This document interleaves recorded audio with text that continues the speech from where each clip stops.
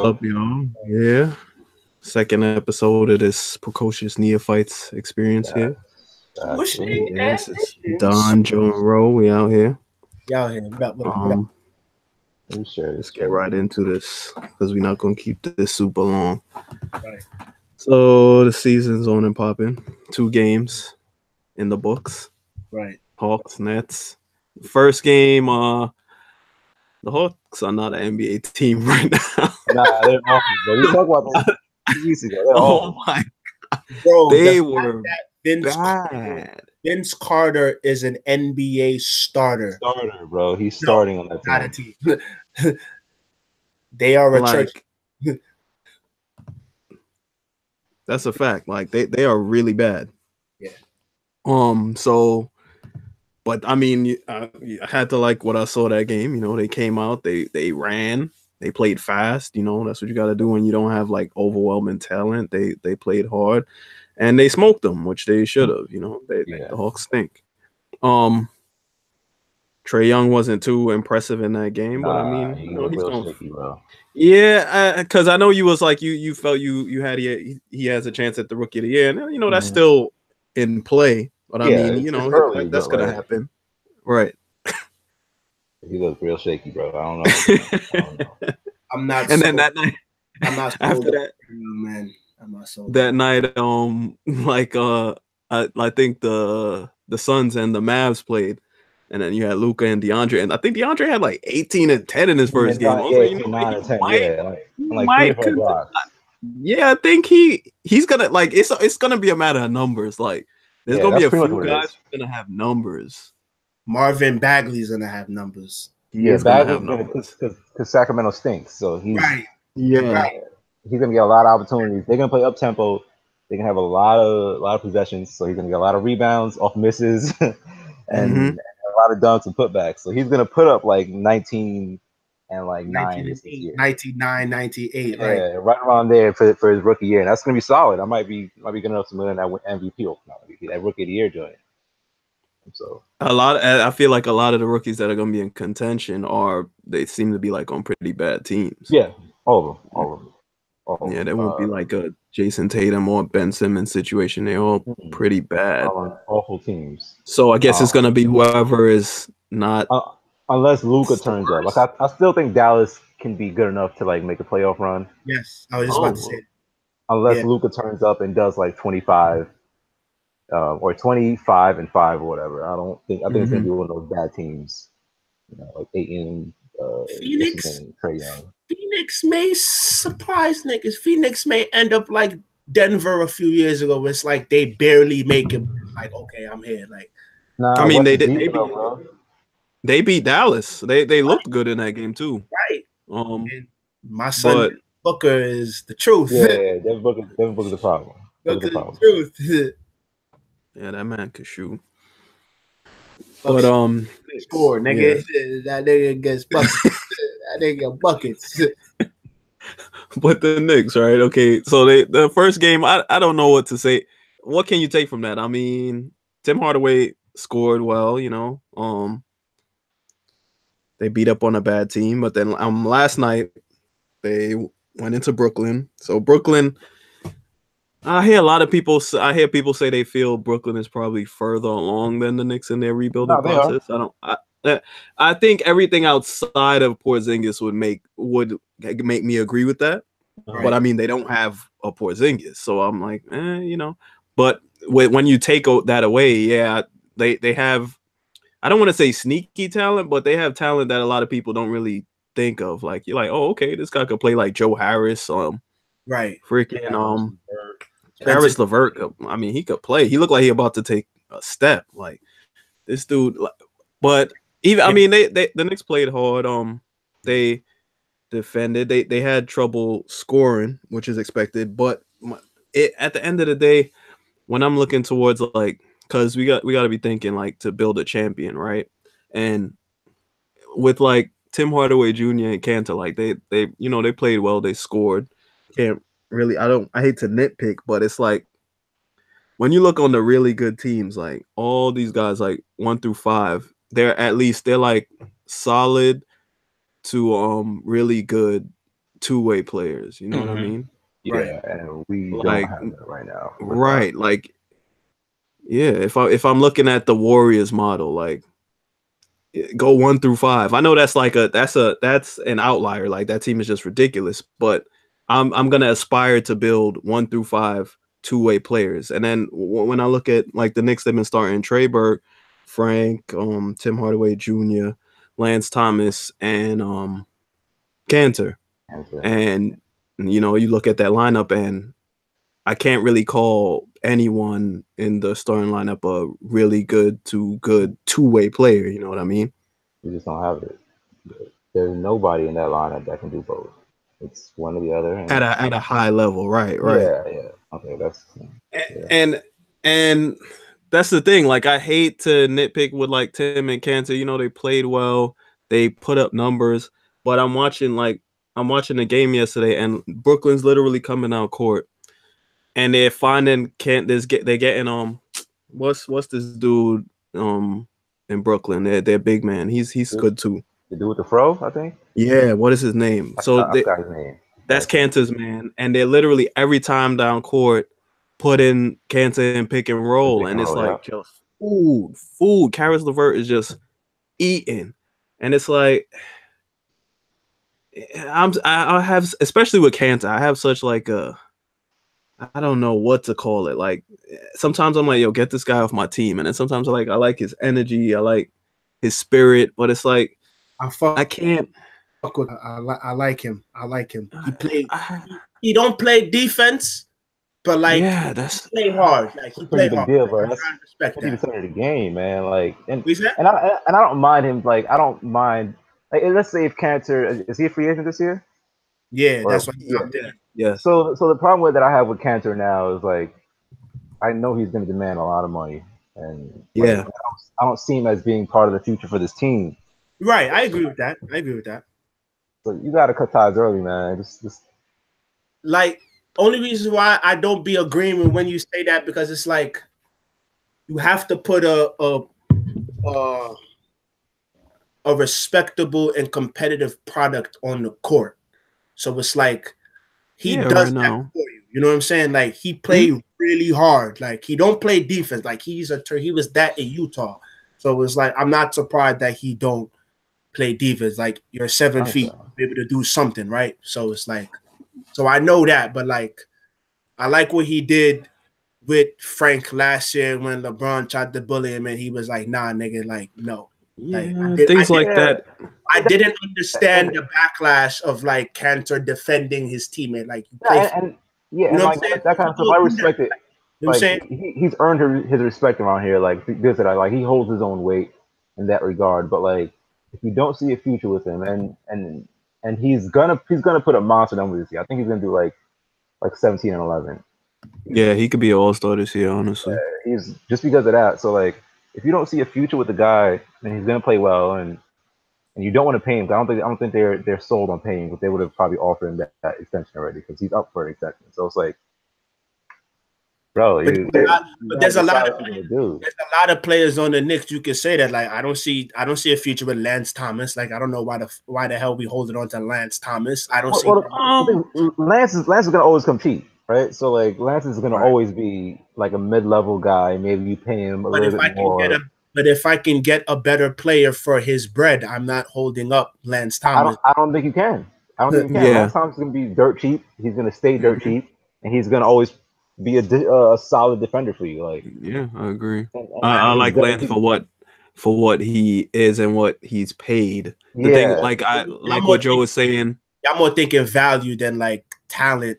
Both. But I'm saying more value, like get the most for your dollars. What you're saying. Right. Okay. You probably, for whatever you pay Lance, you're not looking at a better player at whatever he's paid. The issue with Cantor is he's not a max player, but in this climate he could demand max money. That's the issue. And then like in looking towards, like I like the guy. He's annoying sometimes, but I like the way he rolls. But in terms of when we're projecting towards how do we build a champion. Right. Am I looking to have Cantor as a cornerstone? Probably not, because he he's just really not good. And it's not that he's not trying; he's just not like a guy. Like when I look at even Tim. Yeah, he just doesn't have it. A lot of people just don't have it. Yeah, because I don't feel like he doesn't. I don't know what it is. Like Cantor? Like, no. Now I'm thinking of Tim. Like Cantor, I could see why he's not a good defender. He's slow footed. He doesn't have no lateral quickness. Like he doesn't elevate either. So he's not now you want Hardaway Jr. Yeah. So like what? I don't get it with him. I don't get it. Yeah, because but there has to be more to defense. There's more to defense than just. I think the it's physicality of it. I think it's effort with him. Like all his energy goes to like scoring because so that's it. You know what I mean? Like, and that's what I'm saying. Like, my issue with Tim is not whether he's overpaid or not. Whatever. I'm not. It's the great ones are able to. They can put all enough energy into offense. Like they could be a 25, 30 point per game guy, but they can also play defense. I don't know with him if it's a matter of I just don't have that to give on both ends, or if is he putting as much work into his offense as he is into the defense? Like is he mentally thinking what he needs to be thinking out there? Because there are bad habits. There are things like you need to, as much as you need to know what is happening on offense, the same applies to the defense. It's not just shuffling your feet, and it's not just it's being in the right position. It's playing a man a certain way when you see this. Like, is it a matter of he's just putting all his work into offense and not the defense, or is it just he doesn't have the energy to expand on both ends? I always take it back to what Joe said years ago. Niggas at AAU, they don't teach you how to play ball no more. It's run up and down the court, and it's like it's almost like first person to 100. Like that's how they play. It's like just like first to 100. It's like how can I get 100? I'll take a 3. Yeah, like it's like they'll do anything to get to 100. It's like okay. If we have 100 but they have 99, we win. And it's like no, like you can't play like that. But like the whole league has gone like that now, so it's just like defense don't matter no more. So it's just like, but we all know when it comes to the playoffs, it do. It do, but then it like stops.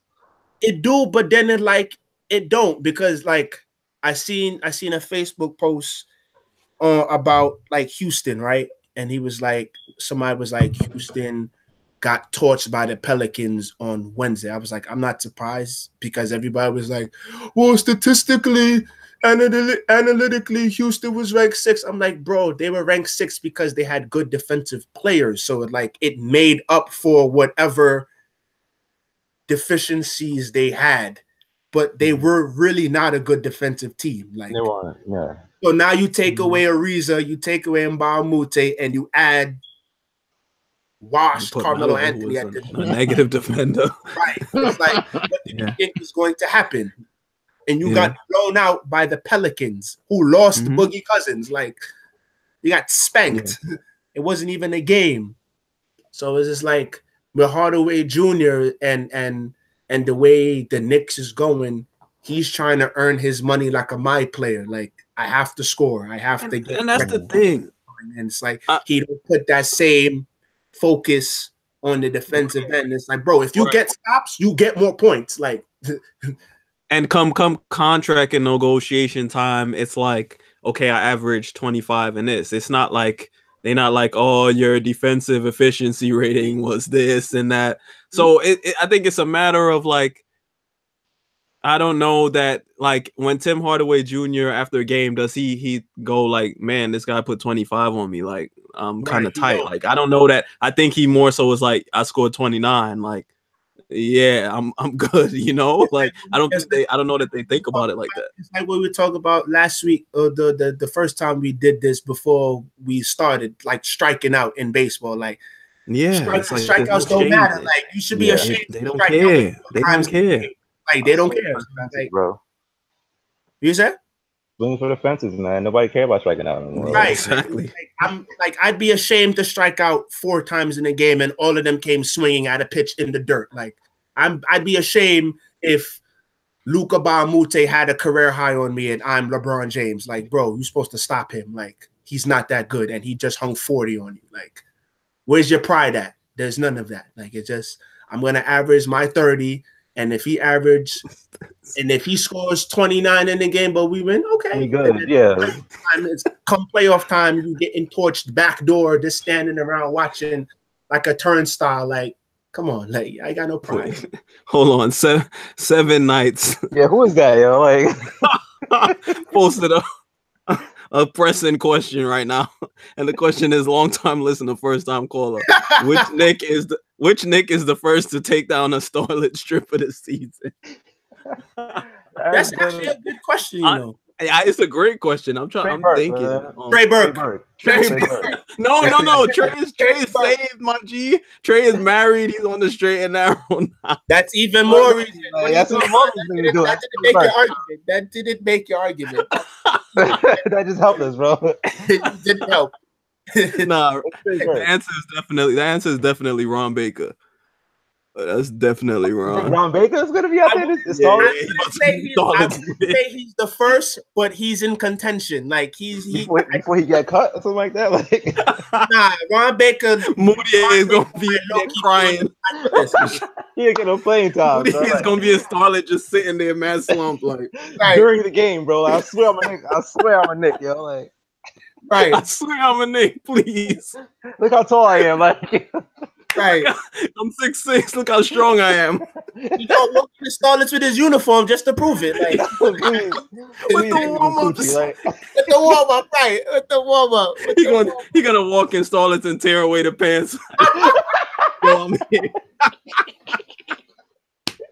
Yeah, nothing underneath. I what's up? There's gonna be bad signals underneath the pants. It's like, yeah. Yo, that's crazy. Yo, who's 7 nights, man? Who's 7 nights? I don't know who this is. Come forward, whoever 7 nights is, bro. Great question. That's a stripper question because Knicks players are known to be hypnotized. Strippers dancing to Chink songs. Ron Baker flying Yes Jules out to away games. Not to away games. Yo, flying Yes Jules out to away games is crazy. Yo. Yo.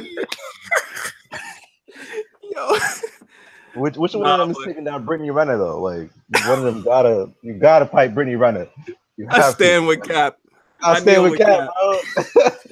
This is why we kneel, yo. Like, this is why we kneel. This is why we kneel. Oh my God, nah. Knicks strippers need to stay away. I mean, Knicks need to stay away from the strip club since Cleanthony early. Yeah, he was wilding going to strip club in Queens. Niggas took a shell, wilding out. Game nights, huh? It was a Sunday night. Niggas came off a 20-point L against Miami. This nigga went and took a shell. So you're wild. He got lined up. So they came to the Uber. Like, what's up? I was gonna say he was in an Uber, right? Like Uber. So somebody came to the other side of the door and was like, "Yo, what's up, bro?" He said, "Yo." You know, he probably ordered the Uber with Cleanthony Early as the name too. Like Cleanthony Early, NBA player, right? NBA. Upcoming. And the driver was like, "Oh, word! I'm calling the homies." Like he lining him up like an idiot. 6'8", getting into a little Toyota Camry, whatever. Right. God. And he ordered the pool too. You know he ain't even spring for the X. You know he ain't even spring for the X. He was like, I'm still on my rookie deal. No X's around here. Oh man. So last time we touched on it real quick, but we ain't really get into it. Like our favorites for the awards. Yeah, let's get into that. Let's start with sixth man. Sixth man. Is Lou Will still? I know, right? Like if he's a sixth man, he's always a good bet. He's always it's hard to say. I don't even know who. It always takes a little while to have an idea of who's going to emerge as I'm gonna say man. Yeah, because he is coming off the bench. He could. I think he's going to be starting around midseason. Eventually, so. Right? Yeah. I don't think he's going to be up for it. Only reason why, because like I don't see them moving Kuzma over Ingram. And I don't think it would be smart to put Kuzma at center. Like I heard rumblings in preseason that they were going to do. It's like he's already a bad defender guarding 3s and 4s. Like guarding 5s, he has to roll with niggas. Like that's barbecue chicken. Like you talking about Kuzma? Yeah. Like he's barbecue. But like I like him. I like Kuzma, high energy off the bench, getting buckets. Like that's my pick. I got Kuzma, 6-man. Okay. Yeah, I don't even know who to say right now. I don't know who. I can't think. Recently signed with one of the teams. The Suns? Yeah, that's true. I'm tired of Jamal Crawford winning 6-man. Like, you think it? I don't know if he'll have the numbers. I don't know. In Phoenix, he just might. He's gonna play a bunch of minutes. They're all 19 and 20 years old, so he's gonna be playing down the stretch. He's gonna hit 2 buzzer beaters. Average 16 points on 5 or 15 shooting every night. Every night. With like 7 4-point plays this year. Yeah, yeah, pretty much. Yeah. And that's what's gonna win it for him because he did it again. Like, bro, he's 5 for 15, dog. Like, all right. Defensive player of the year. Defensive Anthony Davis. Anthony Davis. I think he should have won it last year, but analytics got Rudy Gobert. Yeah, like, Rudy Gobert is garbage, bro. I didn't say he's garbage. It's just like you didn't play enough games, bro. You missed like a third of the season. Like, come on, son. Anthony Davis is holding it down. Yeah.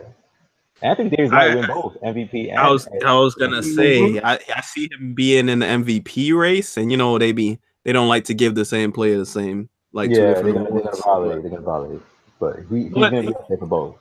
If he doesn't win MVP, I could defensive player of the year for sure. It's almost like you know how they do like at the Oscars, like if you win supporting, you're not gonna win best actor. Like yeah. Like, okay, best cinematography, so you're not gonna win. Right. MVP. I don't have Anthony Davis winning it though. I got Kawhi Leonard winning it. Nah, I think it's somebody like they love AD, they love Giannis. I could see LeBron being in the running again because he's not on like a team where people view it as. I think he might start getting votes again. LeBron is in the running because they want him in the running, like.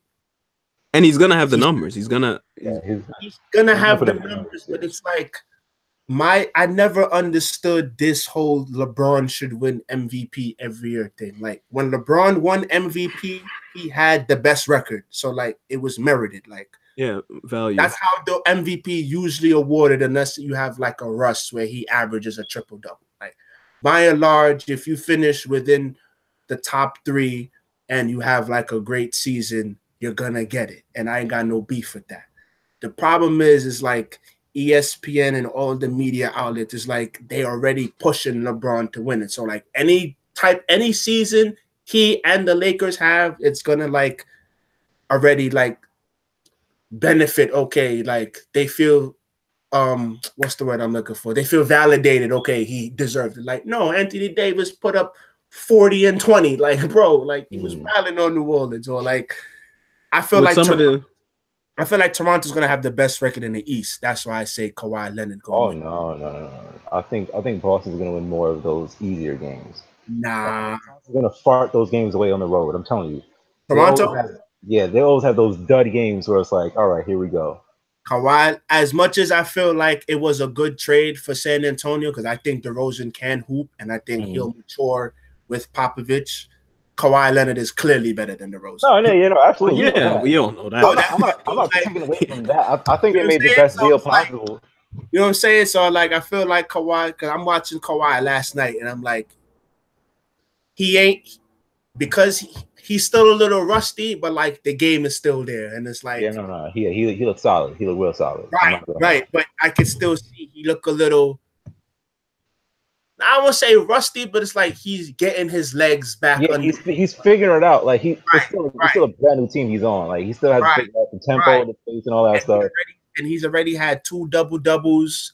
He's stripping the ball just right from under you because his hand is so freaking big. Like. I feel like Toronto is going to have the best record in the East, and I feel like that's going to get Kawhi MVP. And I think he deserves it. I don't know, bro. Boston is too good. Like one through 10. Yeah, Like they got like 10 legit guys who are really good. It's pretty crazy. Yeah, Boston's loaded, man. Boston, I think they might win 64 games. Toronto's gonna be right behind them with like 59, 60. But Boston's gonna be the best team in the East. And then you got Toronto and you got Philly, and then I'm not surprised. I wouldn't be shocked if Boston has the best record. I'm not like it's not like I'm not married to that idea. I'm just like for me, how I see Toronto, like I can see they look solid too. They look good. They look good the other night. I know we always say they look different every year. We say they look different, but they're the Jacksonville Jaguars of the NBA. Man. Every year it's like, yo, this might be the year. And then I don't know if I could. They're the Bengals. Yeah, they're the Bengals. Yeah, either one. Yeah, the Bengals. I don't know if I could give them that normal Toronto jacket, being that they have Kawhi now. I mean, the rest of the DNA of the team is the same. Yeah, I think Kawhi puts them over because he's actually won something. So it's like, he's not no DeFrozen. Like he ain't gonna like have some. Lowry might still be on that, but like Kawhi gonna show up. Right, and I think that's gonna push them over. Like we ain't got time to be the same Toronto Raptors. Kawhi, we see. I think, and hot take. I won't say hot take, but I can see Kawhi staying. I think he will. I think he will.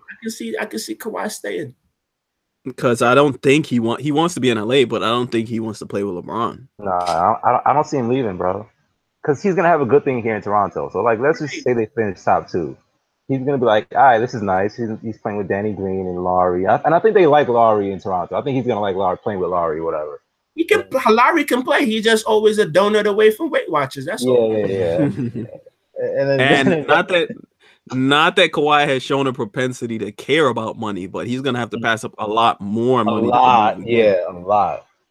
Like a lot. So I think I could see him falling for Toronto and staying. Why not? It's a good situation. Yeah. Dope city. Dope situation. Good city. A lot of women, bro. A lot of things, as they say in Toronto, you know. A lot of things. Man, a lot of thing for mans. Mans and tigs. A lot of thing for mans. Most improved. I have no idea about this. My heart just wants to say Frank, but I don't think he's gonna put say that, but he's not gonna have the numbers. Let me see. Most improved. Ooh. I mean, Karis LeVert. Like based on what I've seen, I think Karis LeVert is gonna have a jump in numbers. Okay. Based on what I saw last night, I mean, I'm gonna say Josh Richardson from Miami. Oh yeah, I don't know if he's gonna put the numbers though, because he's not like he's not an advanced offensive player yet. I listen to the Le Batard show. Like I know a lot of Miami, like what goes on, like their sports, and like from what I'm hearing, it's like they trying to build the team around him, or like not really build it, but like he's the guy because he's their first option. It's like we know what the team look like when Hassan Whiteside is the guy. We know how it look where Dragic is the guy. And it's like they're the same teams. It's like, all right, Richardson, here's a shot. So it's like, I think he'll put up the numbers. He'll put up the volume where it's like from last year to this year was an improvement. So and they really like him in Miami too. They love that kid because they wouldn't trade Jimmy Butler. Like they was like, nah, he's off limits, bro. And like, Josh Richardson is nice. Yeah. He's nice. I've seen a couple of Heat games. He's nice. He do a couple of bonehead things, like they say. Like he look like he can do bonehead things. He got neck braids. Right. Like I know he make dumb decisions. Right. Too tight back there. Like your brain not flowing properly. You look like one of them kids at your church that just be doing dumb shit. Like that's right. That's what he look like. I could hug you for that take right now, nigga. That shit is you just look like, nigga, you just do dumb stuff. Like, you go to drums mad late, just playing mad loud, like, bro, the church is over. So, like, he's right. He playing Dipset, like, that's his ringtone. Like, bro. Turn your phone off. He looked like Josh Richardson looked like the type where his phone go off in church. Like, yeah, you know what's funny? Like Josh Richardson is the perfect name for him, son. That's such a dumb name. It really is. He looked like a Josh Richardson. He's like a Josh Richardson, son. Damn, Josh.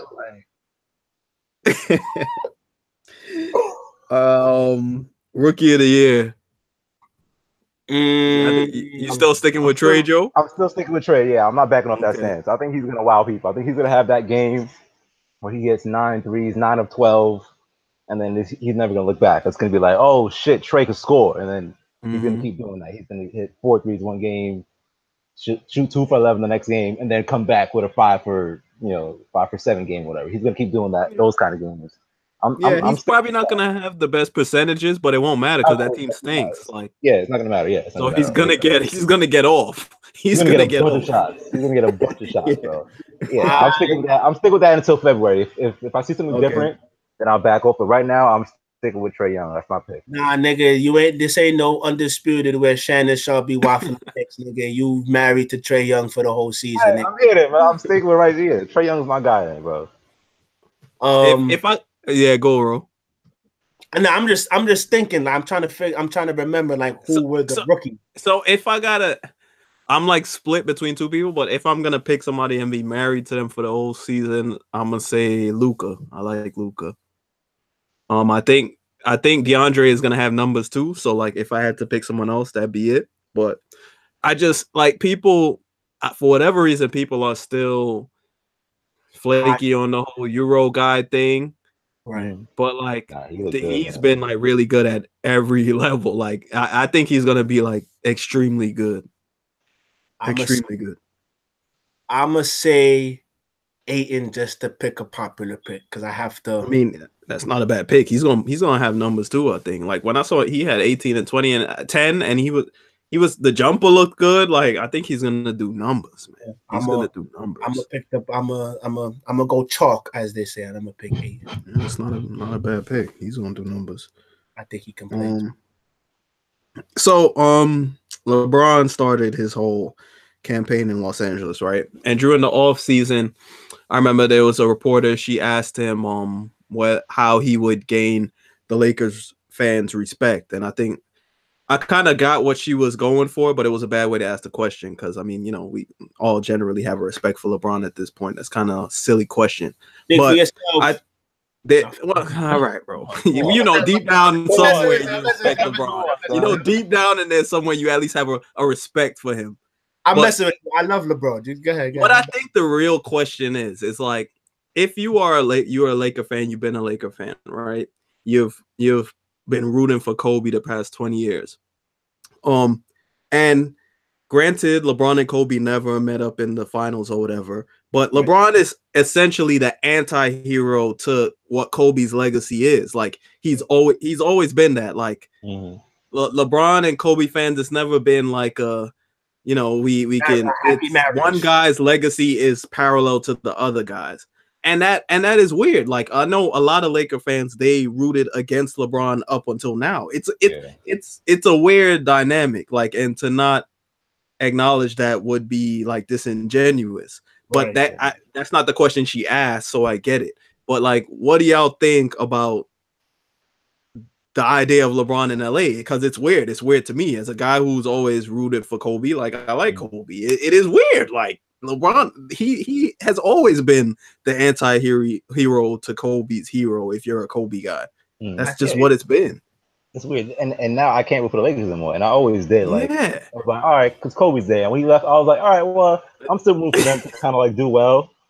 But then I'm like, I can't, man. Like, I can't root for this nigga, man. Like, I have to hate. I have to find in my heart to hate the Lakers. It's the strangest thing ever because I never thought that I'd hate that team. Like, well, I did early on when I was like young, but like, now what do I do? Like, who?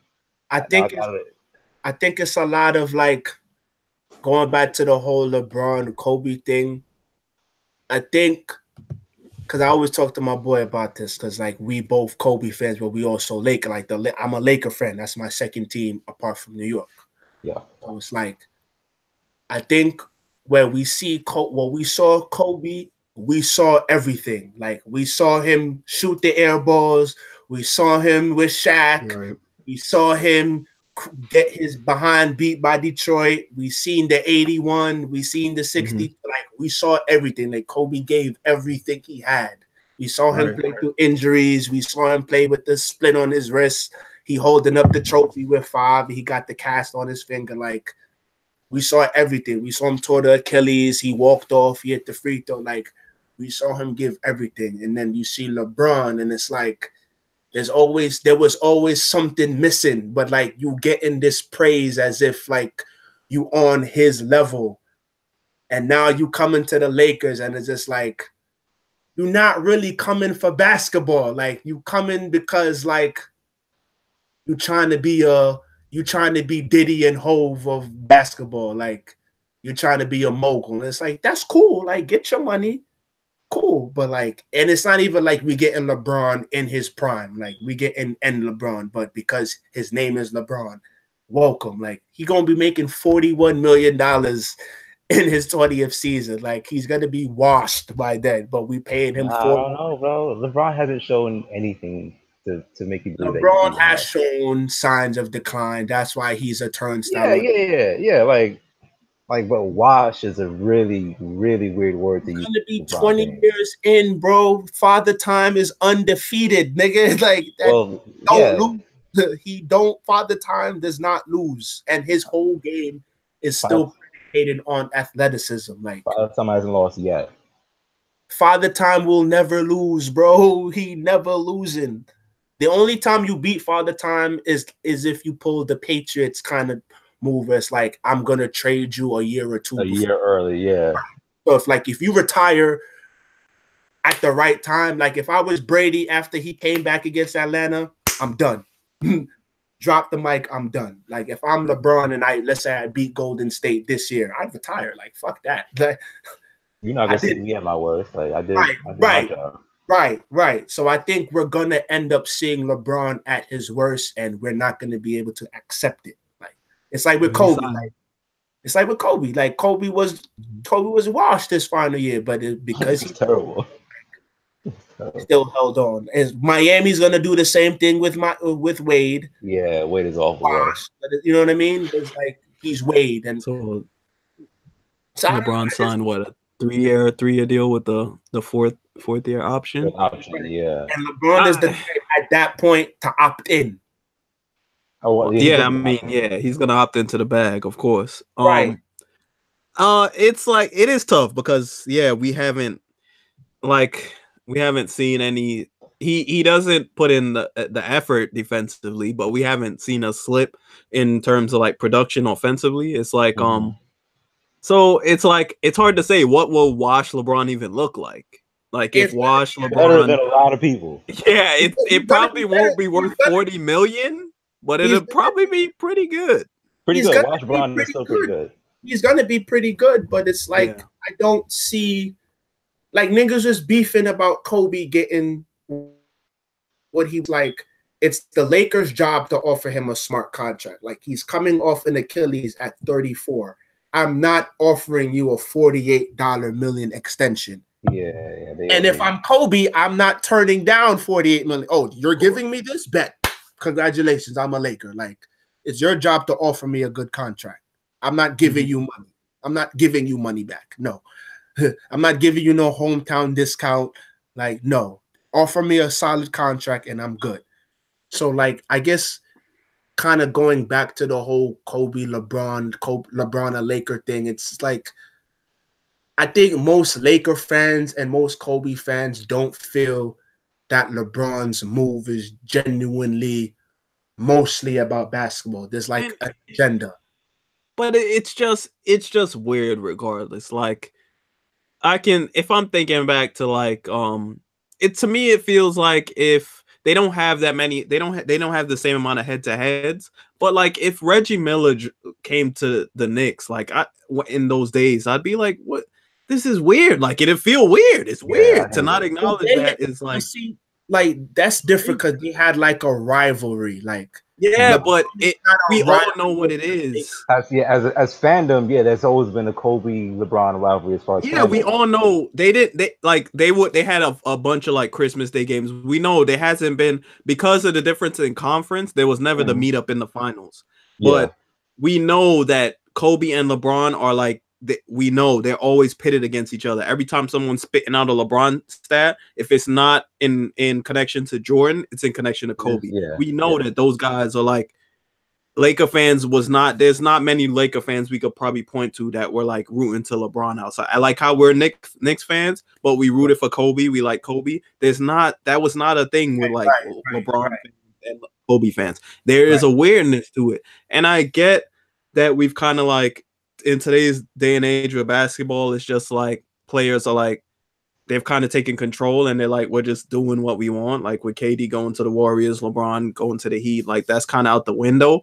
But you have to at least understand how fans, like with them, like defacing the murals, like that's kind of OD. But I understand that, because it's like, I don't bet, like I've been a fan this whole time. You can't just flip a switch. You don't just flip a switch and it's now I'm a LeBron fan because he's on my team. That's not how emotions work. You know what I mean?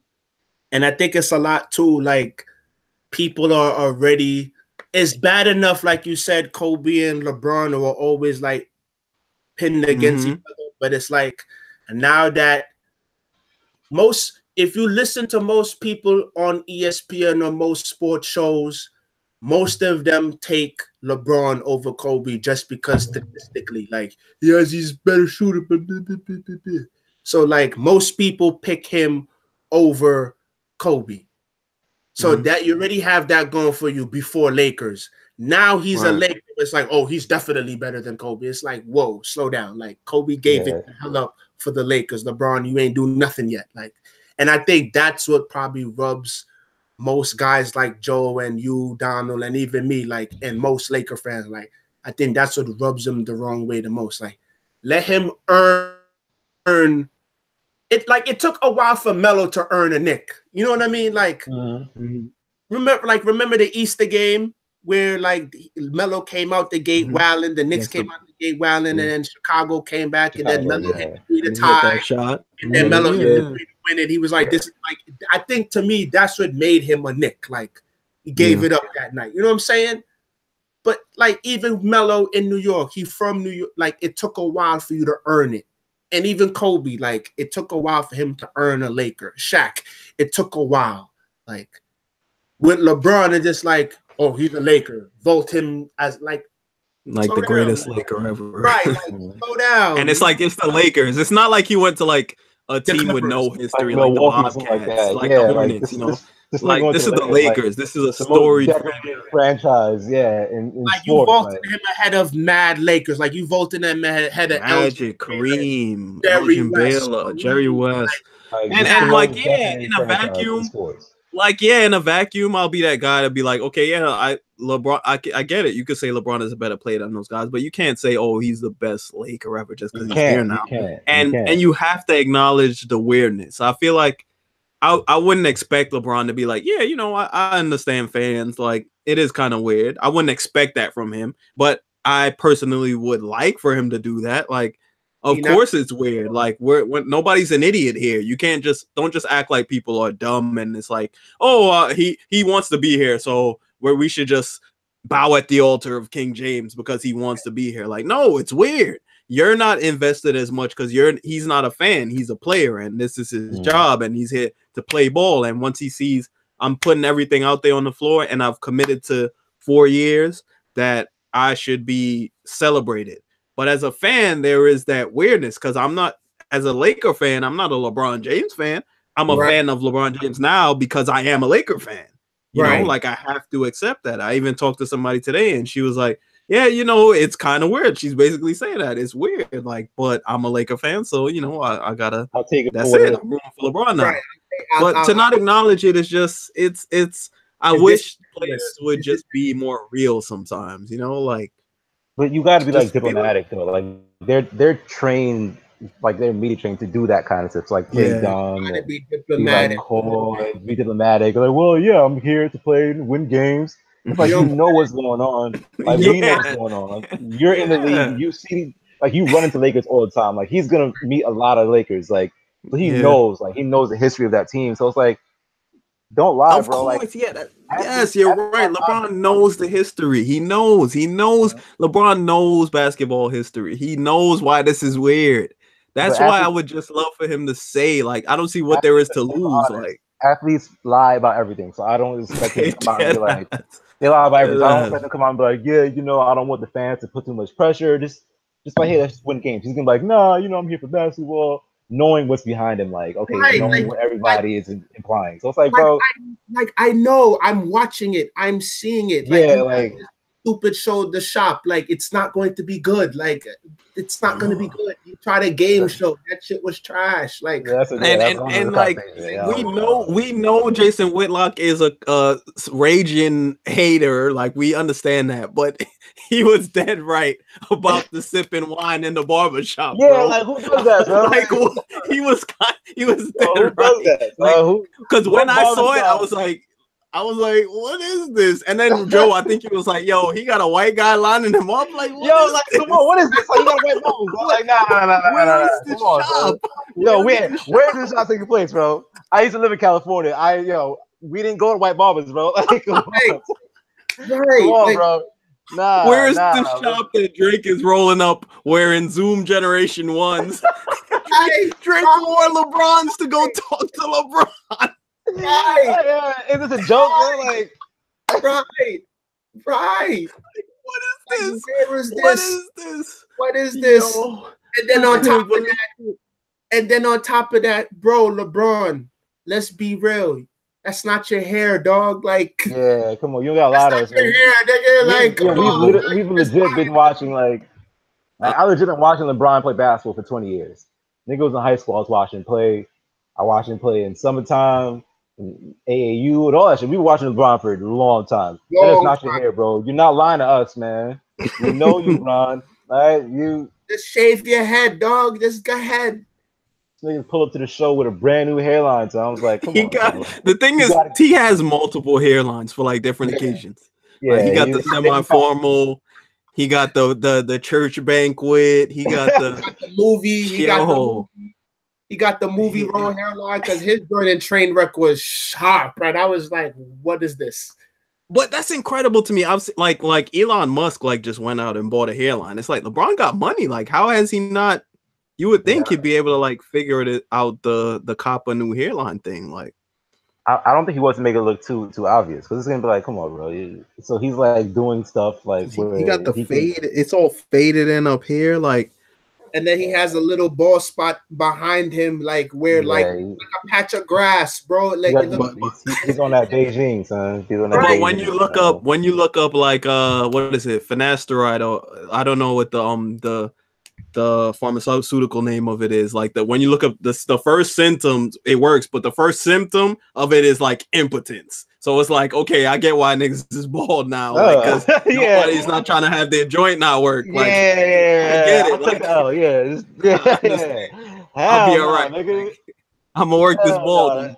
Right, I'm gonna go to bed out. You know what I mean? I'm gonna go to bed out. That's it. You just gotta get brolic and grow a beard, like that's it. And you good, you straight. So. You straight.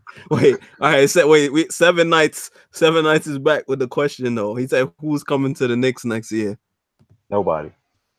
No, I disagree. Nobody. No, like y'all follow Worldwide Wobe on Twitter. Like I've seen him. I don't follow him though. But he's like always like he goes deep into comments. Like he'll see likes on Instagram. So like Kevin Durant's brother, what is that, Tony Durant? One of them. It was some picture and he's like, yeah. With the ring ceremony, he was like, you got to fill up that hand before we out of here next year. Like he's commenting this on pictures. Like I'm like, yo, what is this? What's going on here? Like, what's up? Like KD, it seems like KD is trying to be out. Like I don't know that. First of all, I don't know that KD is built for New York media because he was stressed with the Mr. What was the post in Oklahoma City on the papers? They called him Mr. Unreliable. Yeah, it was Unreliable. He was bothered, bro. Yeah, I don't know if he could handle New York media, but if KD were to do anything with the Knicks, He is Jesus. That's the thing. He's not coming here, bro. He's not coming. I don't see it. I don't see it. I'm just saying if he like wanted I think the Warriors is gonna win another 66 games. They're gonna make a fun of the final trip. He's gonna be like, "Why would I leave here?" Then they're gonna offer him. You think he's gonna stay? Deal. I don't see them breaking up. Like I don't like. Nah, somebody's leaving. They're gonna have to because money's not gonna work out. They're gonna have to. Yeah. No, they have to. I don't see Clay taking less. Everybody wants them to break up because they feel like it's unfair. They're chilling, like they. I don't.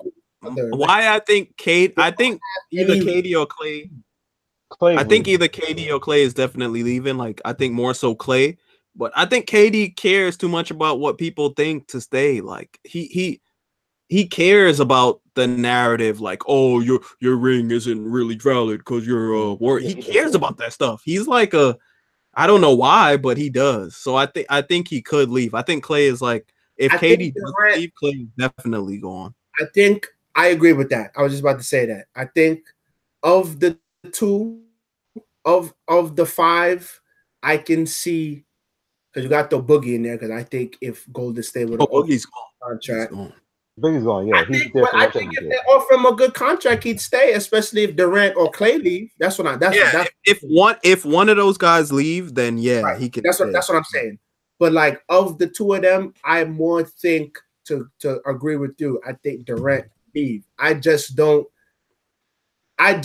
like this year in advance trying to break them up. Like leave them alone. Like they did everything the right way. I think in a perfect world we always want them to stay together. Like I do root for that team pretty hard or whatever. But the money's not gonna work out, bro. Clay's not taking less. Draymond not taking less. KD not taking less.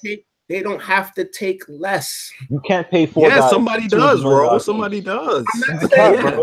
I'm not saying that they're not gonna offer less, but I'm saying like the owner has to be willing to go over. I think that's too much. That's too much, bro. You can't pay 4 guys $200 million each. Luxury tax is crazy. And luxury tax is gonna kick your ass. Luxury tax like charges you like 50% of that on $1, bro. So if you over the luxury tax by 100, I think you're paying 50 back to the league or something like that. Like you can't have 5 max players. You can't. You just can't. I don't think they're gonna offer like max contracts. They have to. You don't. They have to because you don't think Draymond can get a max from somebody. Draymond already said he's not taking less. Draymond said it like last year. Like, yo, I'm not taking less. Clay can get a max from somebody. Clay's getting a max. Can get a max from somebody. So you have a decision. I guess this wishful thinking on my part. I don't like, and I think this goes to me and Joe Sway talked about this years ago when the Knicks for some reason just threw money at Amare, and I'm just like, bro, you could have kept David Lee and got another player because they were going to approximate the same production. But no, they just wanted to give away that max. They had the $100 million. They had to give it to somebody. It was like I got to pay somebody. But that's my problem with how contracts work in general, not just in basketball, but in sport. Like, you don't have to give them this money. Like, you don't. Yeah, you don't. But like, because bad teams are so desperate for a player, some team, you're right, will offer Draymond a max, and he's not going to be worth it. Like, he's not a max guy. He deserves to be paid really well for what he does, but like, I'm not paying Draymond $30 million. Like, no. And what you're saying goes to like in terms of them paying Amari the $100 million. Like, there's always been this narrative with the national media that like you can't rebuild in New York and all this crap, and like with the season opener this year, like apparently like they like before the game started they were short of a sellout, and that's not typical. But I feel like I've never understood that narrative with New York, for one, because the team has been bad many years, and the fans still support. The fans are still there. It's not like, if you compare it to teams around the league that stink, right? The Knicks do great in terms of attendance. The Knicks do great in terms of TV. It was only up until like before they signed Phil, like, then there was going to be that protest outside MSG or whatever. Right. Like outside, like Knicks fans, I feel like this is the perfect place to rebuild. Like, unless you're just scared of headlines. Like, what does a headline mean? It's just a newspaper. Who cares? Who cares what a newspaper says? Like, fans generally are like, yeah, we want y'all to do this the right way, and we still will support the team, even though we know it's gonna be trash. So I don't know where that narrative really comes from. I think it's mostly based around what the reporters write and headlines, but it's like, what does that even mean? Like, of course you could have a rebuild here because fans, no matter what in New York, they support their teams generally. Like, especially the Knicks, the Knicks. Fans support the Knicks, and it's like that in every sport.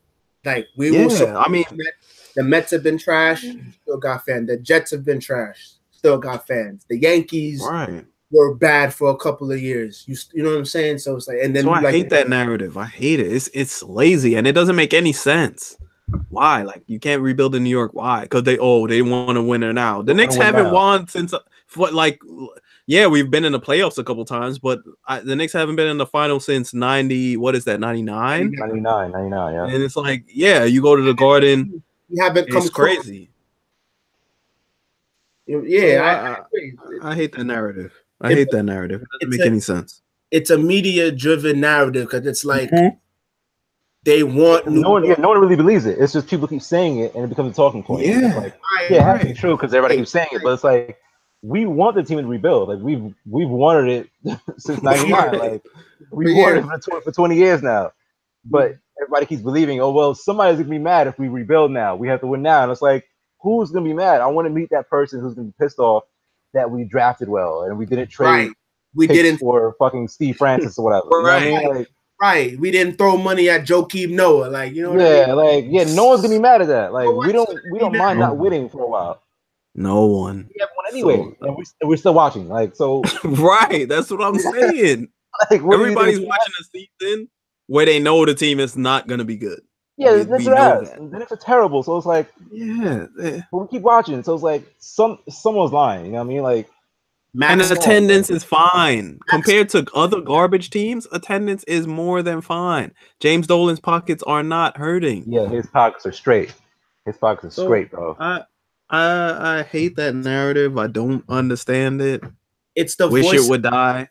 It's the voices of New York. Like, you can't have like Stephen A. come on the radio and come on television and always screaming and yelling. Like, it doesn't help. But that's because people are stupid. Like, Stephen A. Smith is paid to say, he's paid to be Stephen A. Smith. He's paid to be over the top. Like he's paid to say sensationalized things. So, like, if you watch TV and you're gonna say, okay, what Stephen A. is saying, that's 100% how we feel, there's no nuance to it, that's because you're an idiot.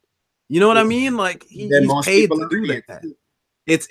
And I hate that it affects, because it has an effect. Like, players, I do feel players generally feel like, the price, whatever comes with New York might not be worth the risk of what the reward is. But generally, I don't feel that way. Like, players like Melo right now, he's still playing, and I think it's kind of quiet for him. But I feel like you give it a couple years, or when he's retired, he's gonna be good in New York. Somebody like Amari, he comes back to the Garden. Amari never won nothing here. He's good in New York.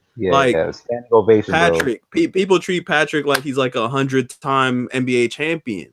Patrick never won the big one. You know what I mean? Like, I feel like the risk in coming to New York is far outweigh it. Like, the reward far outweighs the risk. Like, I don't think there's a risk, especially if you're someone like KD and you actually believe in how great you are. Like, because KD can take the Knicks far. He's a phenomenal player.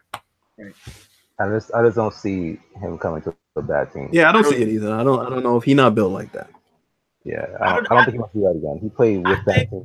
I disagree. I think because he cares and because like he's sensitive, I think it may work in his favor because it will force him to play ball better.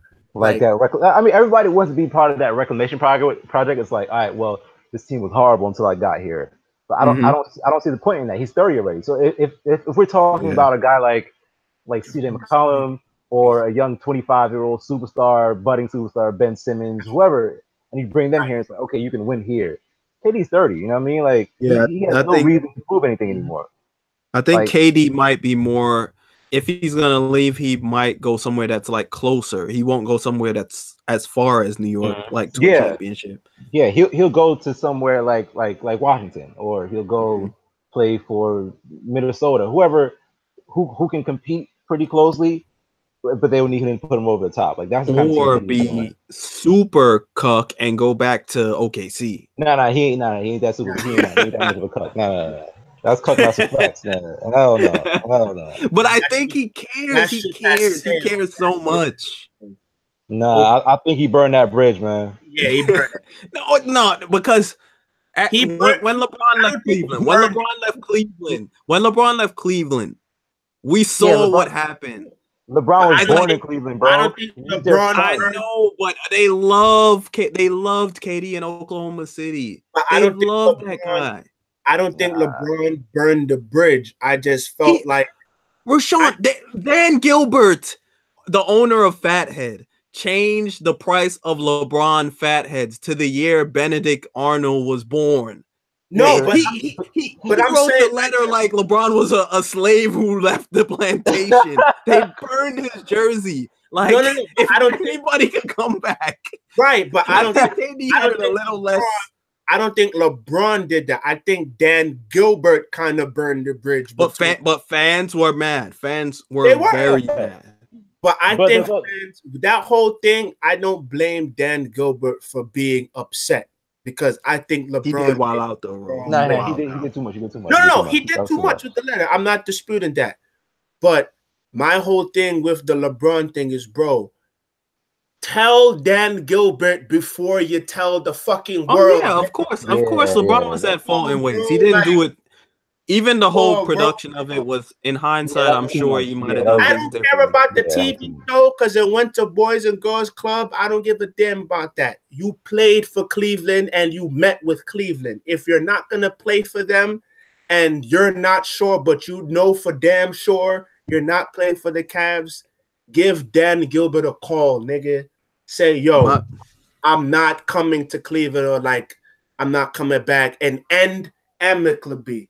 But for you to announce in front of the world and have Dan Gilbert find out like everyone else, yeah, nigga, I'd be saying, fuck you, you slave nigga, whatever the case may be. Wow. Yeah, I'd be doing that. I'd be like, lynch LeBron. Right, like I'd be like you're gonna put your little arena, string them up. I'd be upset. Like I would Republicans, violation in that MAGA rolls, huh? MAGA rolls. Hey, if you're paying, hey. Oh my God, this nigga selling souls. I got bills, dog. He wants to put on the MAGA app for the tax break, like Kanye. For the tax breaks. For the tax breaks. You can't take it with you, bro. Holla at me, baby. Trumpito, holla at me, baby. I got bills. You know what I mean? Like, my whole point is that if LeBron could find a way back, I think KD, like, I think if he wanted to, I think it would go smoothly. Like, they would have him back. Nah, you know what? You know the thing is, everybody felt sorry for LeBron, right? Because he went back to a Cavs team that was terrible. They were pretty awful. So if now KD goes back, first of all, he wasn't born in OKC, so they have no ties to him. They have their prodigal son now, Russ. Russ is their savior now. So like, KD goes back now. And let's say he's the best player on the team. They're gonna resent him. It's like, nigga, you should have did this 4 years ago when you left. You know what I mean? Like LeBron came back and he was like, you're gonna be that guy again. You know what I mean? Kyrie was 30 in the league, whatever. So like, they still liked him. They still felt sorry for him. It was like, thanks for coming back, Ron. This team is awful. You're playing with Wiggins and Tristan Thompson and all these other scrubs. So they took him back with open arms. OKC is in a decent place where they're like, we don't really need KD anymore, especially with how that's the key. Decent, like they know they're not winning with what they have. Yeah, but that Russ factor is a big. I think entire media And everybody has rallied around Russell Westbrook. Yes, they have. Savior. And always better than you. Like, they just felt sorry for you. Like, if I was Durant, yes, Russ, I'm out. You are a hog. Like, you're a chump. Like, you're wild, nigga, I'm out. But they felt sorry for Russ. So it's like he has that backing. And then he won MVP and he got back-to-back triple-doubles. Like, he's not. And they can still treat him like, oh, Russ, you're the man. Because I don't think KD doesn't have that ego. He doesn't. He doesn't show it. He doesn't show it, but he's an alpha at heart. So, like, he's not going to go there and demand the ball or this is my team. But KD's going to go there and put up 32 points a game. In his sleep, 9 rebounds, but they need someone. They need someone. They do. They but need. It ain't gonna be Durant. It ain't gonna be Durant. It probably won't be. I just think that if he were to go back, it wouldn't be like a rough transition. Like basketball wise, things may be weird, but I don't think the city would be like, oh, we don't want. They take him back. They take him back because they do win. That's what I'm saying. But Russ would be the first nigga to be like, "Fuck no, nigga." But if he comes back, I don't think so. I don't think. Russ. I think Russ would more so be. Russ would pretend like he'd be like indifferent, but in reality, he'd be like, yeah. But you know what the thing is, if now KD goes back, and he has to win a championship, and he has to win it year. Yeah, of course. Because it's like, but I think that's what he wants. Because he cares what people think. Like he cares that people are telling him his rings are hollow. He cares about all that crap. But I think that person's gonna break him. I think that person's gonna break him because he's gonna go back. It could. I mean, and it's like, and if he doesn't win, because you still got to worry about the Warriors. You still got to worry about. Let's say they pay Clay again, and then you pay Steph, and you pay Draymond, and say Boogie stays. Still got to worry about them. You still got to now play in the same conference as LeBron without Steph. You still got to play against all these cats, and now it's like. Now everybody's looking at you like, bro, you have to win now. You did it in Golden State twice. You went back. You have to do it here. Right. You went back. Okay. Either you're here, you have to do it. You know at least it's kind of different in that they have Paul George, like that helps too. But like he's not gonna get that hometown love that LeBron got. LeBron came back. It was like, oh, thank you, my son. Thank you for returning. Now it's whatever you do is fine. Because if LeBron didn't win the championship, he would still be fine. It was like, all right, well, thanks. Yeah, there's gonna be pressure, but I think that's what like KD wants. He wants to feel like he won a championship in like a legit situation. Like that's I think because I think he cares that people say his rings are not valid or he doesn't get the accolades because he'll bring up that he's not considered for MVP. It pisses him off a little bit. And he's right, but it's like the fact that you think about it, it's like okay, we know. Because he is right. He is right. No, he's absolutely right. He's absolutely right. But you could tell it bothers him a little bit. Yeah, he cares. But again, in the whole honesty thing, I like that he cares. Like, because like I would care. Like, I would care. Like, if you like Donald, you played senior team, like. When you seeing on the court, the coach is not making a certain decision. You seeing on the court, like niggas is running, like it bothers you. And like I know it bothers Durant when he had to watch Russ just take shot after shot. It's like, bro, I'm not who. If you want to debate who better than who, fine. But like you're not open, like or like this is not a good shot. Stop. And like people just rally around Russ. It's like, oh. So it's like I 100% understand him caring, but you can't give that to us. You can't, right? You can't because the masses will eat you alive. They no concern for you as a human being. You are an athlete, and we just care about what you're doing, whatever. You need to go see a sports psychologist and deal with that with him or her. Like, don't give that to the media because. Then you become that guy who just has satellite ears and hears everything, and everything the media says matters to you, and you care about what everyone thinks. That's what you become. It's not fair, but that's just what professional sports is. I understand him as a human. I totally get it. Like KD's killing. Like he should get some recognition. What is this? 2 times he's been final MVP? Like the man is insane. We like it. Whatever you want to say. What if you want to say you went to a ready-made team? Whatever. he went out there and he played for that championship and he balled. He was the clear KD is solidified as one of the greats. He's solidified. I don't care what he does from here on out. He's solidified. He was the clear best player on the court both finals. Like, I don't give a rat's ass LeBron average a triple-double. Durant was clearly the best player. And this is me as somebody who wants Steph to get the MVP because people give him that, he don't got no finals MVP, whatever. But KD, he's KD. Right, like, you know what I'm saying? And just a quick note on Paul George. I hate Paul George. Not even as the third best guy on your team? You wouldn't like Paul George? If he's the third best player, here's my thing with Paul George. Paul George is supposed to be better than what he is. No, yeah, I think we can all agree on that. But I still think he's pretty good. Like, he's good. He's nice, but he's supposed to be better. Like, and when I see what? Like who? Like what? He's supposed to compare him to somebody you think he should be. He's supposed to be in that Durant, Kawhi, Anthony Davis. You think so? Offensively?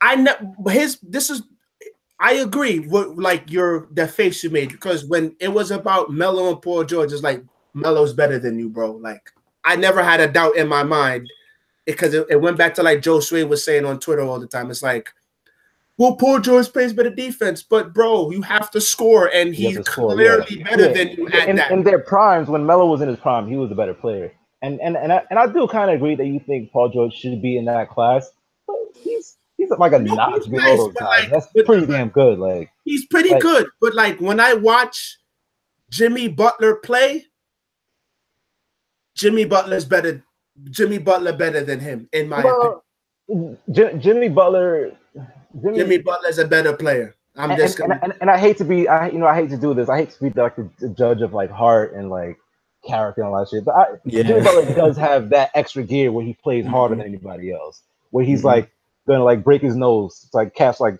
bring in a loose ball, something like that. So he does have that. I think Paul George is a more talented player than he is. You know what I mean? Like, and I don't think it's fair to put him on like to act like he should be with KD and Kawhi and AD. But those are generational guys, man. Like, KD is a generational talent. AD is a generational talent. Paul George is really, really good, and Jimmy Butler is really, really good, and that's good enough. You know what I mean? Those guys are good enough to be good and to be great. But like to act like he should be KD and no, I didn't say he should. Davis, I said he should be in that discussion. Like, that's what I'm saying.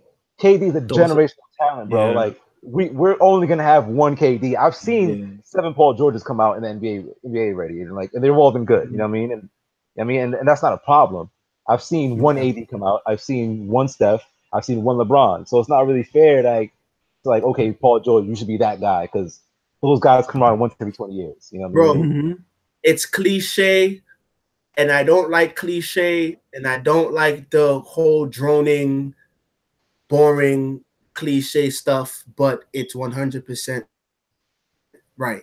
Hard work beats talent when talent don't work hard. And I don't want to say that Paul George doesn't play hard, because he does. Yeah, he do play hard, but it's not consistent. He don't got no dog, and Jimmy Butler's got dog. You think so? That's gonna put him over. Like, that's just. Jimmy Butler is another generational dog kind of nigga. Jimmy Butler is all dog though, so it's like you can't put anybody on his level when it comes to like playing hard. Because no one plays hard as Jimmy Butler. But it's competition. That's your job, is to compete. So if you ain't got no dog, I'm gonna take the dog. But that's everybody though, because no one plays harder than Jimmy Butler. Jimmy Butler is the type of nigga that's gonna kill himself before he lets you score.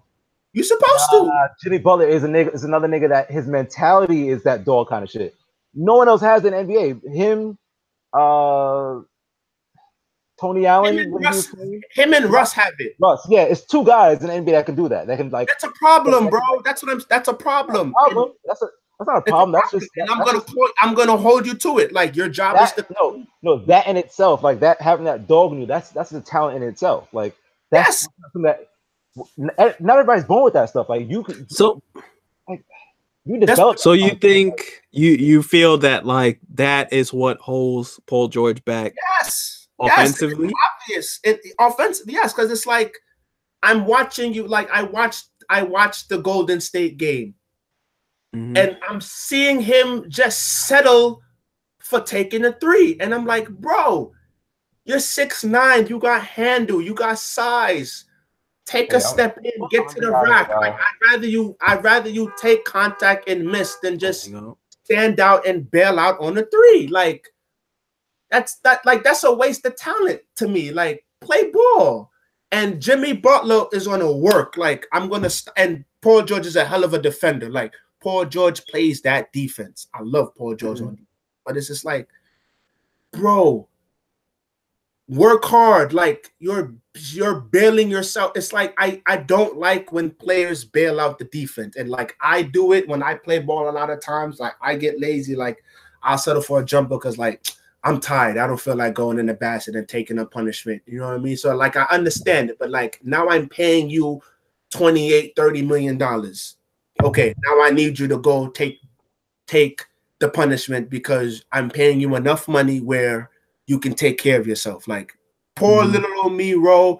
I'm not doing that on a regular basis on concrete courts or in the gym. Like, you know what I'm saying? But like, I'm paying you this amount of money to compete and to play ball and to hopefully bring me a championship.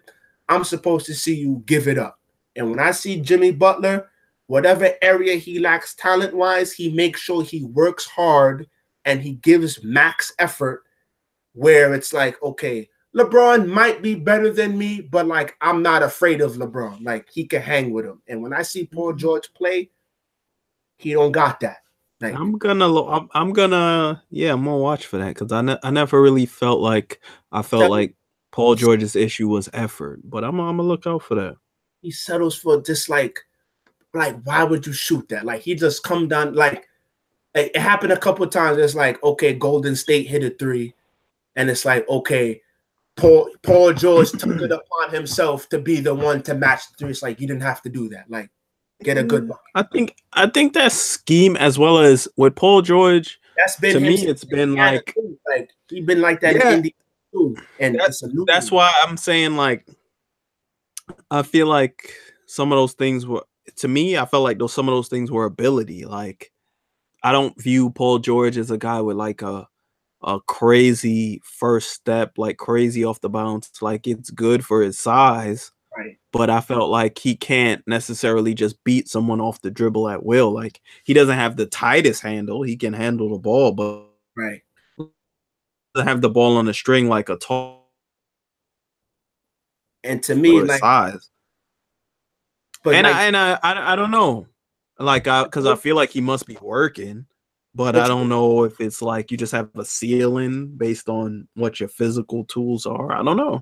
He may, but like, even those things, like, you could work on those things. And I don't.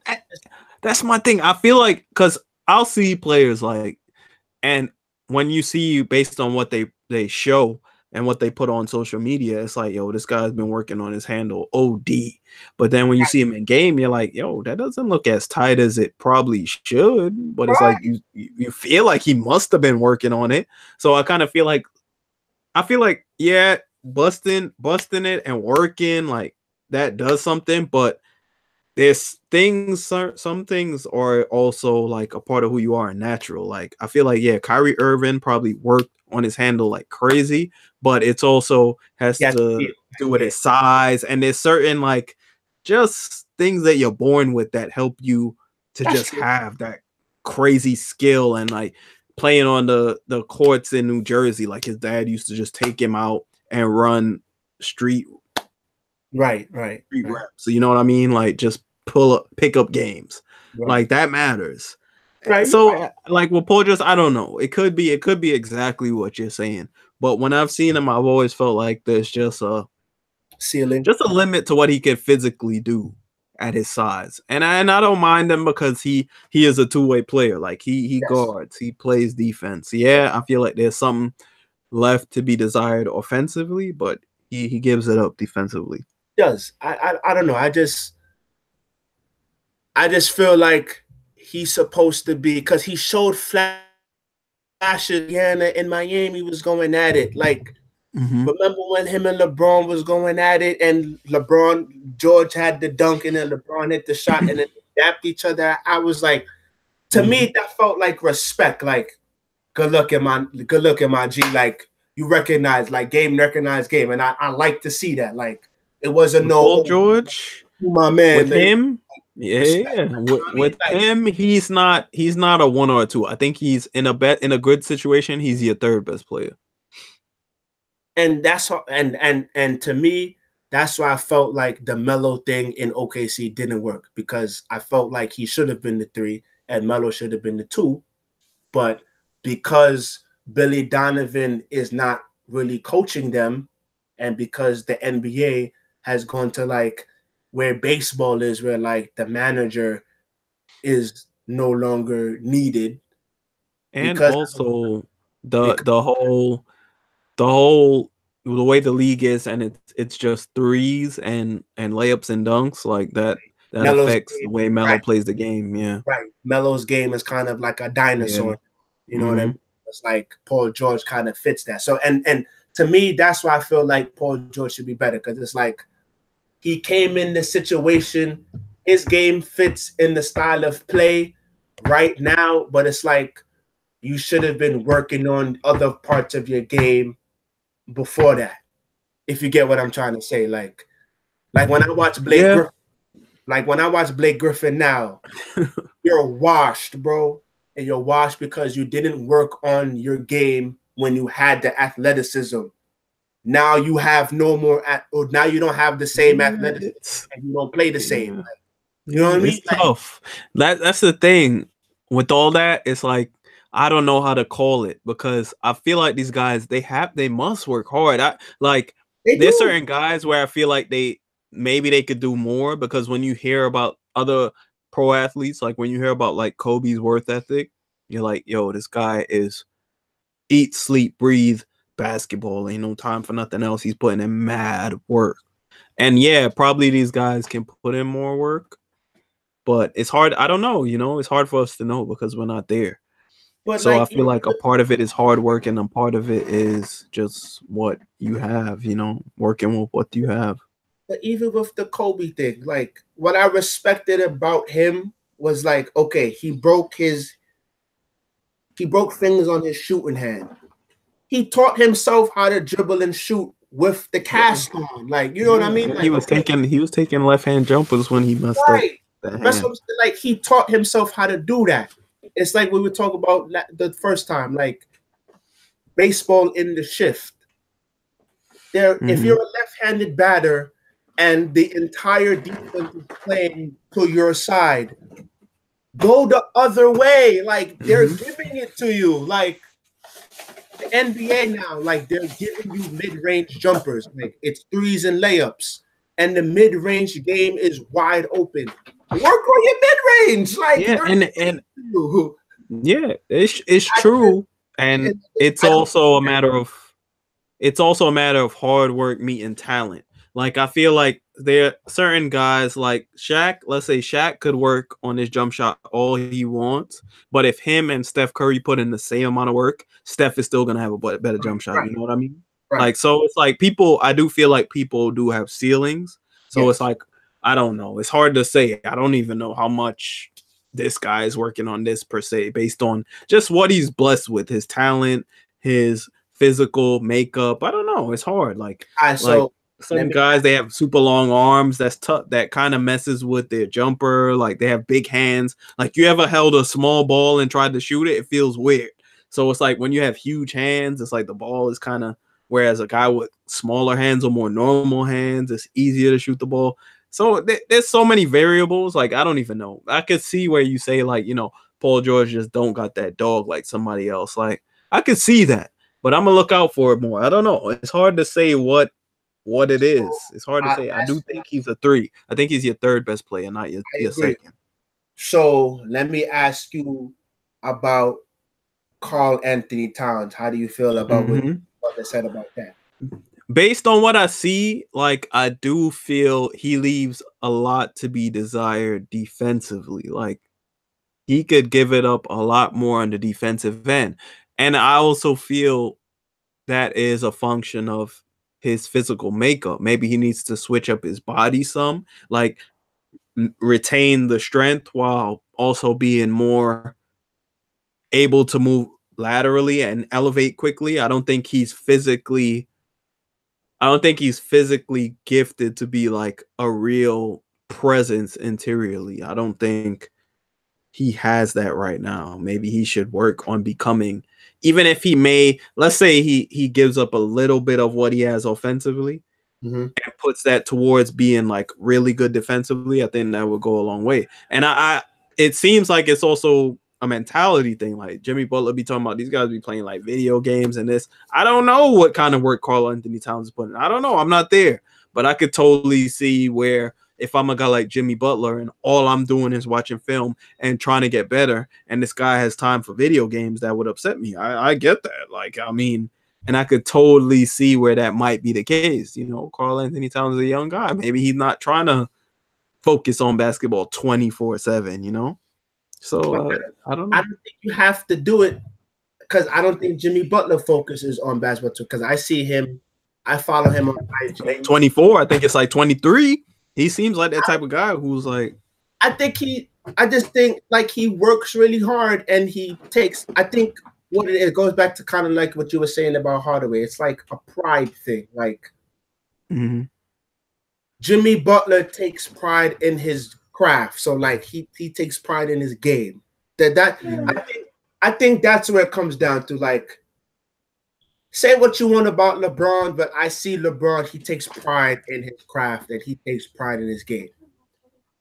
I don't think he's better than, I don't think he's the GOAT, and I don't think he's better than I have my 5, and I don't think he's better than those guys. And just, I guess for the sake of we doing the YouTube, Shaq, Kobe, Kareem, Duncan, Jordan. LeBron ain't better than those guys, in my opinion, and I can prove it without stats. But LeBron, I can put LeBron, it could be a discussion. Like, I can see why it's a discussion because the man, like Joe was saying, I've watched him since high school. Like, there's pride in his craft. You know what I'm saying? Jimmy Butler, I see similar pride in craft. The talent, there's a disparity, right? But the pride is still there. So it's like when I watch Jimmy Butler play, I see pride.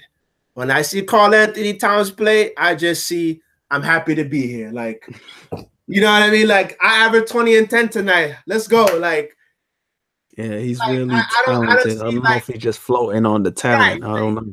Right. Like, I don't see that. Like, when I see Russ, I see Russ super talented, but I see pride. Like, he's a dog. Like, yeah. Like, not even. I think there's dog, and I think there's pride, and I think they're similar.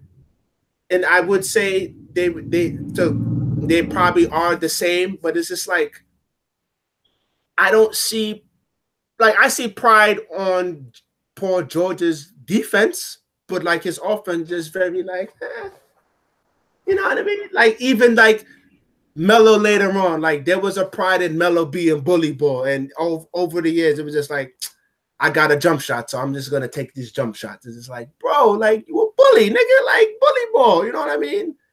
So it's like when I watch Karl Anthony Towns, there's no pride. It's just when I watch Wiggins, it's just like I got hops, nigga. I don't need a game. Like it is like when and then it affects how Minnesota plays because like Jimmy Butler giving it up, and he's like, where y'all at? Like. You played senior team, bro. Like, yeah, I played senior league. It was just like I'm diving on the floor for a loose ball. My boy is diving on the floor. We practiced this. We came out the timeout. Don't shoot jump shots. First shot out of a timeout, you're shooting a jump shot. That's not pride. Like, that's just stupidity. Like, you know what I mean? So it's like when I see Karl Anthony Towns and when I'm watching the Houston, Minnesota play, and I'm seeing Houston is switching everything. Chuck is pointing it out. Kenny going to the board, pointing out the switch. Shaq is calling it out. You have Chris Paul defending 7-foot Karl Anthony Towns, and Chris Paul is like, you're food. Like, you should be shaming yourself, dog. He's 6 foot. You're a whole foot taller than him, and he's babying you. Like, you're supposed to have pride in that, dog. Like, I'm sorry. Like, you know what I would be doing if I was 7 foot tall, dog? Like, what? Yeah. What? It is, yeah. What? I know, yeah. You get it. You get it when you see he even said, you got Towns, who's like the best player, and Right. Wiggins, who's the most physically gifted, and he's like, but they don't play harder than me, and Right. I gotta respect that. And I think Paul George is okay with being the third best player if y'all two are work as hard or something close. Like, you know what I mean? And I think that's what gets lost in a lot of legacies and all of that other stuff. Like with Kobe and Shaq, Kobe had no problem conceding Shaq. Like, bro, you the biggest guy on the court. He shouldn't have called him out on it like you was a fat slob and all of that. Like he shouldn't have took it public like that. But he was right in terms like you didn't want to work, and Shaq told it to you. Like when they first chip, he was chilling, and Kobe's in the office like, all right, nigga, I'm trying to repeat. Like, so when you watch that second finals run, the 0-1 run, you saw Kobe's work. Like he was the best player in the playoffs. Like it was clear. You know what I mean? Yeah. And he put in the work. And so when you watch these guys, Karl Anthony Towns and Paul George and a lot of these guys who are nice and ESPN will rank them, have their rankings and all this, I look and it's just like, yeah, you have numbers and yeah, statistically and analytically, like, okay, your WAR is this, or your defensive, offensive win shares is that, okay, because the numbers will bear out. But it's like, when it's time, do you do that? And it's like Karl Anthony Towns led the league in double-doubles, and you didn't have a double-double against Houston. Like 6 foot Chris Paul, you didn't have a double-double. Like, come on, son. Like, come on. Like, I got a problem with that, man. And I know people always say I'm hating or whatever. Like, I'm gonna call it out, man. I could live with the hater, angry. I could live with that. I gotta call it out, man. Like, I work hard. When I play ball and I'm competitive, and when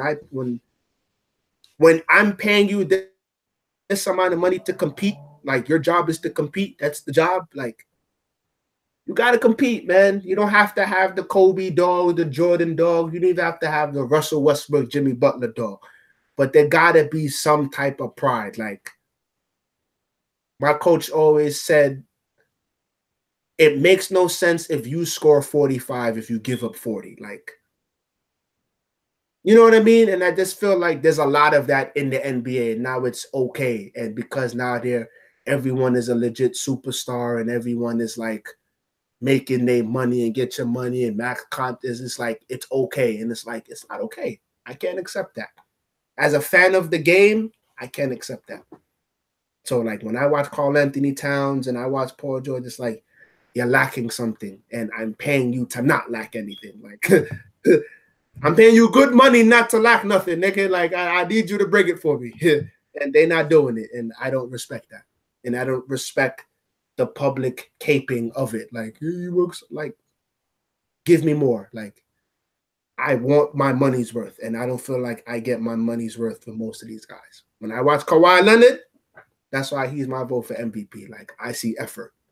He might not have that dog, but I see effort. Like Duncan didn't have that dog in him, but like, or maybe it wasn't like overt. Like it was just his personality just doesn't scream dog. Right. But like I saw Duncan give it up. Like he gave it up every night. He gave it up. You don't have to be Garnett. Like we know Garnett is probably even on the end of the stretch from even Jordan and his personality, he's just more like vocal. He's like, right. You could tell, you can see that he is very much into this. Right. And I'm okay if that's not your personality. Like, I will never knock that. Like, I hate when niggas do it with Eli. Like, that's not his personality. Right. The all shucks, like, that's him. It's like, okay, I threw a pick. Okay, let's go on to the next one. Like, Brady is like, come on, it was your fault. And like, that's not Eli, but it's like he gives it up and he don't miss games. He give it up. Like, so it's like it don't have to be a personality, but like your game should at least you're supposed to give it up. And when I watch Karl Anthony Towns, you're the reason why Minnesota is not where they need to be. It's you. When I watch the Clippers, Blake Griffin, you're the reason why they didn't go over. Not Chris Paul. Chris Paul had the dogs. Call him dirty, whatever. He had the dog. He's 6 feet. He ain't supposed to be carrying the team. And I got Blake Griffin. When I watch OKC, Paul George, you're supposed to be the best player on the court, not Russell Westbrook. Like, you're supposed to be. You have the gifts. You have the game. You can shoot. You can post up. But it's like you don't have that mentality like kill or be killed. You don't have it. Russ has it. So, like, that's what gives him the numbers, and that's what gives him the support and the rallying, because we see it. But you don't have it, Paul George. So it's like, I don't know. I just wish guys all across sports, football, basketball in particular, because those are the marquee sports,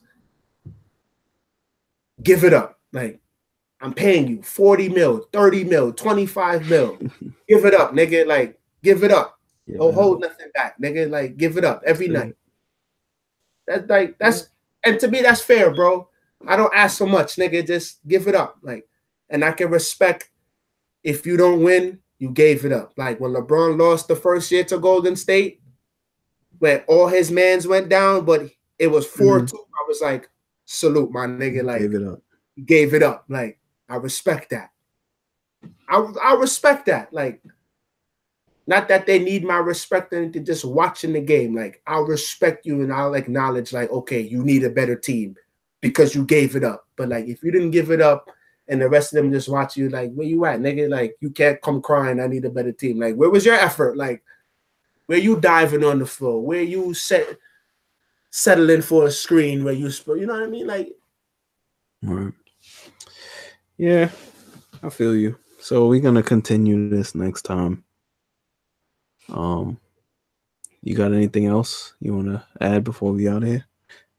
Nah, I think this was pretty good. You know, Joe had to go, so shit, I had to go the first one. So I guess everybody, even who knows Donald, may have to go. I think it's good. Yeah, I'm about to watch Shout this out game. To, who was it asking the question? There was plenty of questions. No, who was the read like 2 of them from the guy? I can't remember his name. Oh, there was too many questions. Well, shout out to everybody who asked questions, and if we read them on the feed, salute to you. Yeah. All right, we'll be back next week. We'll be swishing and dishing, guys. Yes, sir. Swoop into the hoop. Right. Thanks for watching. See y'all. Yeah. 1.